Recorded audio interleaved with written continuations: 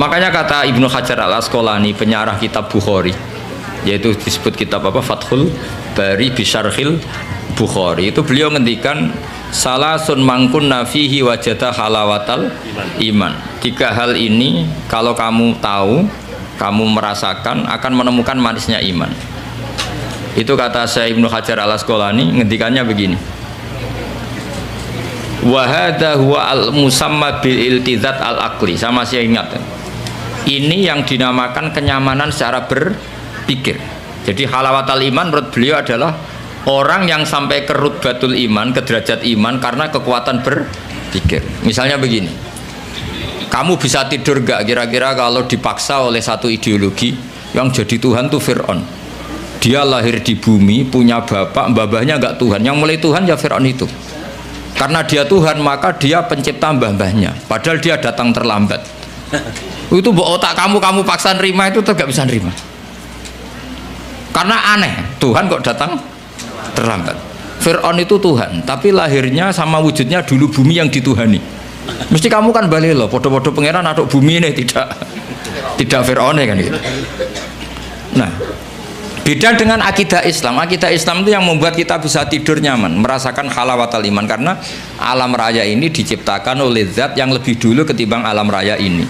Zat ini karena pencipta bersifat super, terus oleh ulama disebut wajibil wujud. Karena pencipta datangnya harus lebih awal timbang yang diciptakan, sehingga zat ini berstatus qadim atau al-awwal. Karena dia pencipta maka dia superior, karena superior tidak terkalahkan, maka zat ini bersifat baqo, wujud qidam baqo. Karena zat ini super maka nggak boleh ada kembarannya. Pak Imran saja nggak mau ditandingi apalagi Tuhan, karena Tuhan itu super. Kalau super nggak boleh la syari kalah, harus nggak ada kembarannya, nggak boleh ada dua matahari kembar, apalagi ini Tuhan, maka bersifat mukhalafatul hadis. Karena wujudnya Tuhan sebelum ada yang lain, maka dia harus nggak butuh orang lain, dan nggak butuh orang lain disebut qiyamuhu binafsihi. Dia harus bisa menjaga eksistensinya sendiri. Nah, sifat-sifat Tuhan seperti itu kita terima itu nyaman, nyaman sekali. Ya itu aturannya, jadi Tuhan harus seperti itu. Wong Tuhan kok kalau makan pecel murus, itu kan bingung kan.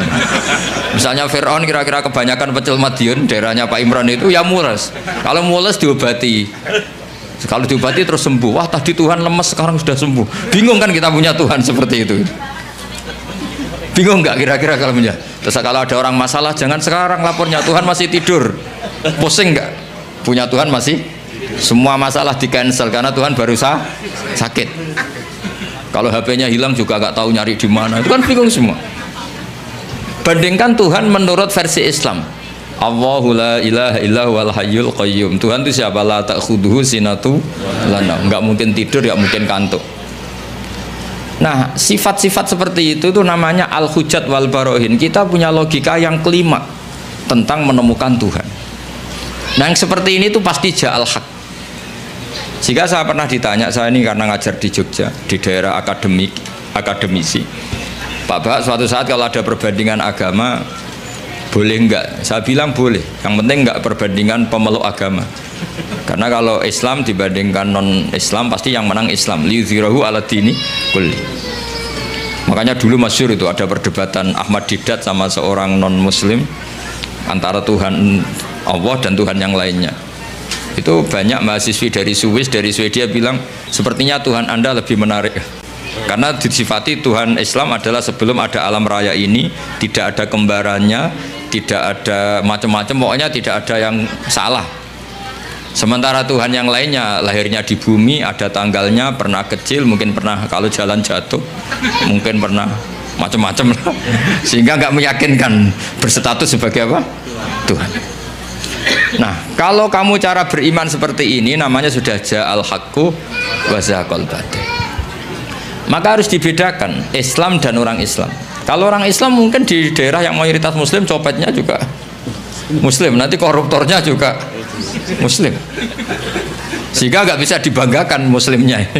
Tapi kalau Islamnya selalu bisa dibanggakan. Makanya saya bilang kalau ada perbandingan agama itu ya Islamnya, jangan orangnya. Kalau orangnya ya repot, di daerah yang kebetulan malingnya Muslim ya Muslim, koruptornya juga Muslim, pencopetnya nanti juga Muslim. Bahkan ada raja tertentu yang mengatasnamakan raja Islam itu selirnya sampai 30. Mana ada Islam menghalalkan sampai 30. Tapi itu kan orang Islam, bukan aturan Islam.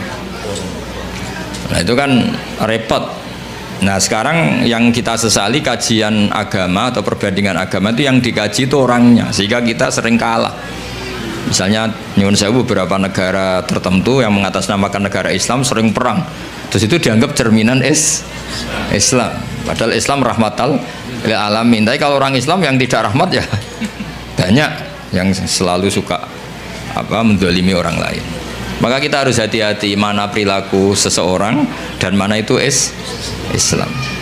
Sehingga perang itu, perang zaman Nabi itu ada perang nudawiluha bainan nas, perang yang dihitung sebagai manusia, ada perang yang dihitung bainal haqqi wa bainal batil. Kalau perang itu antara pertarungan benar dan salah, pasti yang menang itu benar. Karena tadi qul ja'al haqqu wa ma yubdi'ul batilu wa ma yu'id. Sesuatu hak itu pasti datang, maknanya pasti punya eksistensi. Seperti putih. Putih ini ya memang putih, punya eksistensi putih. Yang mengatakan ini hitam meskipun dalam pertarung menang, tetap dia kalah. Bisa saja mengatakan baju saya putih itu kalau duel fisik menang yang mengatakan hitam. Duel fisik ya. Tapi dia tidak akan menang selamanya karena dia dianggap gendeng. Masa putih dibilang hitam? Paham ya ini logika ini ya? Di sini ada istilah ja'al haqqu wa zahaqal batil. Sehingga Quran itu unik cara ngajari kita berfilsafat. Kalau ada kalimat itu salah itu disebut kata Quran kaburat kalimatan takhruju min afwahihim. Ada satu kalimat atau perkataan yang menjadi kalimat itu karena diucapkan oleh lisan. Allah menyebut kaburat kalimatan takhruju min, seperti sampean bilang bajunya Gus Ba itu hitam, itu ya satu kalimat tapi menjadi kalimat karena diucapkan.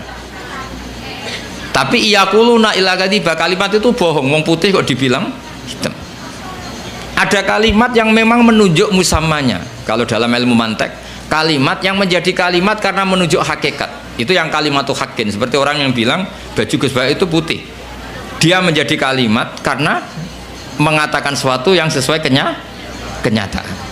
Sehingga kalimat tauhid disebut kalimatu haqqin 'alaiha nahya wa 'alaiha namut. Itu satu kalimat yang memang hak, memang nyata, memang yang Tuhan itu Allah. Sehingga mengatakan Tuhan itu Allah adalah kalimatu haqqin. Tapi yang mengatakan misalnya Fir'aun itu Tuhan, itu disebut kalimatul batil, menjadi kalimat karena diucapkan, bukan karena menunjuk hakikat. Paham ya ini ya? Itu hebatnya Quran melatih kita. Jadi ada kalimat penunjuk kebenaran, ada kalimat menjadi kalimat karena diucapkan. Makanya disebut kaburat kalimatan takhruju min afwah. Sehingga kalimat itu punya problem. Problemnya apa? Yaitu sekali salah awalnya, ini diskusi ringan tapi masalah tauhid. Itu kalau salah awalnya akan salah terus. Sehingga Nabi Adam pertama diajari Allah itu tentang penamaan sesuatu, wa 'allama Adamal asma. Karena semua kemusyrikan itu dimulai dari salah nama. Ya, dimulai dari misalnya gini, zaman kafir Quraisy atau kafir Arab jahiliyah dulu, zaman itu bilang ini Lata, ini Manat, Manat dari kata Manan. Ini berhala pemberi, ini Al-Uzza, berhala yang agung. Coba kalau dari awal dibahasakan hakikat. Oh ini batu Ponorogo ini. Pemahatnya Pak Imron dulu dijual ke sini itu kredit. Itu nggak ada sakralnya sama sekali. Karena menjadi sakral atau disakralkan karena inhiya illa asmaun samaitumuha antum wa abaukum, karena kamu salah memberi nama maka ini mendapat posisi. Jadi ini dikatakan Al-Manan pemberi, Al-Manat, Al-Uzza yang agung. Coba kalau dari awal berhala itu dikatakan apa? Wah ini batu pahatannya siapa ya, harganya berapa ya? Kan sudah ada kepikiran menuhankan. Terus ketahanannya sampai kapan ya kalau sering kena hujan, kena panas? Wah itu kan nggak keren sama sekali. Tapi gara-gara salah nama, awas tuh nak mbok pisau kualat. Kalau tidak kamu mandikan kualat. Kalau tidak kamu sembah kualat. Terus ada teror-teror ini, terus seakan-akan ini Tuhan. Maka semua kesalahan manusia itu dimulai dari salah memberi nama. Makanya Mbah Mun tuh gak suka kalau ada nama salah itu. Termasuk beliau ngeritik wong Jawa nak digawe jenenge ewoh. Ewoh itu kan ribet. Mulane akhirnya ribet tenan wong darane apa? Darane apa? Ewoh. Ewoh itu maknane repot.